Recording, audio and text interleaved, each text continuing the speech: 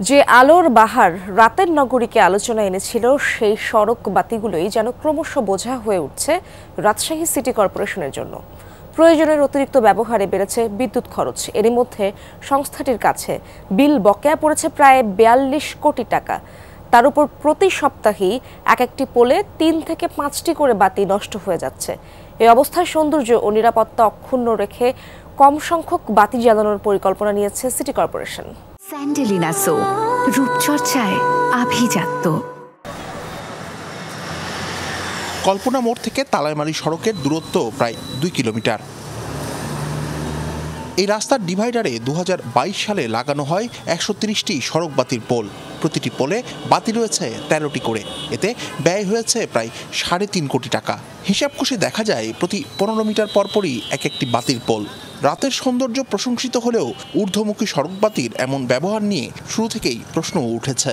লাইটগুলো লাগাইছে, আমার তো যা মনে হয় যে আপনার রাস্তা আলো থেকে আকাশ আলোকিত করছে লাইটগুলোতে। প্রথম কথা এটা, লাইট তো উপরের দিকে আছে। লাইটের সংখ্যা কমিয়ে আরও একটু কীভাবে এটাকে বৈজ্ঞানিক দৃষ্টিভঙ্গিতে এবং সেটাকে আরও কীভাবে ডেভেলপ করা যায় সেই বিষয়টা আমাদের একটু অ্যানালাইসিস করে নিতে হবে। কিছুদিন পরপর নষ্ট হয়, তারপরে যে ঘোলাটা হয়ে যাচ্ছে। রাজমুকুটের আদলে এমন বাতি রয়েছে নগরীর আরও প্রায় ১২ কিলোমিটার সড়কে। এর বাইরে নগরীর প্রতিটি প্রধান সড়কেই ব্যয়বহুল সড়ক বাতি রয়েছে। ১৭টি মোড় ও চত্বরে রয়েছে ১৮টি সুউচ্চ হাইমাস্ট পোল ও ফ্লাড লাইট। স্বল্প দূরত্বে সড়ক বাতির পোল স্থাপন বিদ্যুৎ খরচ বাড়িয়েছে সিটি কর্পোরেশনের। আমার কাছে এখন পর্যন্ত যেটা আছে প্রায় ৪২ কোটি টাকা বকে আছে নেস্কোর কাছে। আমি এটা চাই না। আমি টাকা পরিশোধ করা শুরু করেছি। অপ্রয়োজনীয় বাতি আমি চালাবো না, কিন্তু সৌন্দর্য হানিও ঘটাবো না। সিটি কর্পোরেশন বলছে সৌন্দর্য ও নিরাপত্তা অটুট রেখে সড়ক বাতি নিয়ে বিকল্প পরিকল্পনার দিকে যাচ্ছে তারা। আমরা প্রকৌশল বিভাগকে কথা বলেছি যে আমাকে একটা প্ল্যান দিবে যে ইচ অল্টারনেট বাতি জ্বলবে। একটা খামের মধ্যে ধরেন ১৩-১৪টা বাতি, সেটা প্রয়োজন ছিল না। আরও কম দিয়ে করা যেতে পারতো।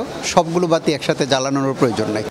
এদিকে নগরবাসীর অভিযোগ, সৌন্দর্যবর্ধক রাজমুকুট বাতিগুলো স্থাপনের পর থেকেই ঘন ঘন নষ্ট হয়ে যাবার ঘটনা ঘটে চলেছে।